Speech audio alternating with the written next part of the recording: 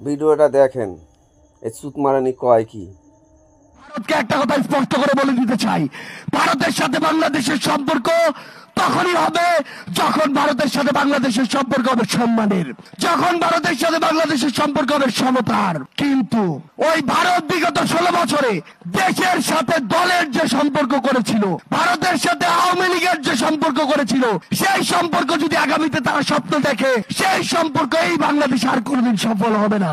আমরা একটি কথা স্পষ্ট করে বলে দিতে চাই, এই বাংলাদেশে হিন্দু, মুসলিম, বৌদ্ধ, খ্রিস্টান, আমাদের পাড়ের ওই আদিবাসী ভাইরা আমরা একসাথে থাকবো, একসাথে লড়বো।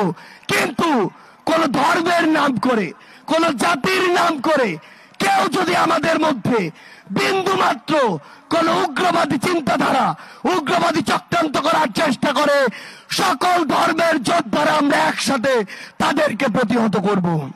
ভিডিওটা দেখেন, এই সুতমারানি কয় কি। ভারতের সাথে রিস্তা কিরে, শুনলাম তোদের ইউনিস চাল চেয়েছিল আমাদের ভারতের কাছে। বলার আগে ভাব, নে শোন ইউনিস তোদের কি বলছে, কান খুলে শোন, আর মাউথ পিসে আসার আগে 10 বার ভাব। ভিখারি দেশ আবার ভাষণ। প্রাইম মিনিস্টার মোদির সঙ্গে আমার প্রথম ছুটেই কথাবার্তা হয়ে গেছে। স্থানের পর থেকে ভারতের সাথে বাংলাদেশের সম্পর্কের একটি অবনতি দেখা গেছে। এখন দুই দেশের সম্পর্ক এখন কোন পর্যায়ে আছে? খুবই ভালো, আমাদের সম্পর্কের কোনো অবনতি হয় নাই। আমি যেভাবে ব্যাখ্যা করে এসেছি, আমাদের সম্পর্ক সবসময় ভালো থাকবে, এখনো ভালো আছে, ভবিষ্যতেও ভালো থাকবে। বাংলাদেশ ভারতের সম্পর্ক ভালো না থেকে উপায় নেই।